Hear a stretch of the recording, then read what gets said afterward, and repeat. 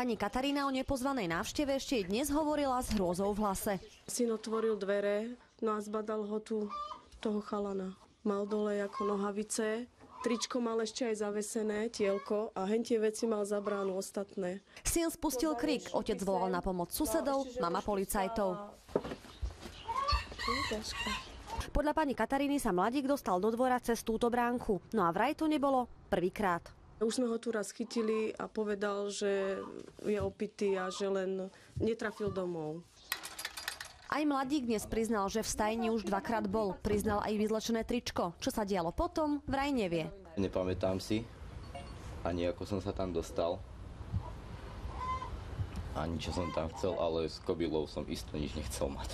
Prípad mladého muža v stajni vyšetruje polícia. Hrozí mu obvinenie z porušovania domovej slobody. Páchateľovi v prípade jeho zistenia a preukázania viny hrozí až 2-ročné väzenie.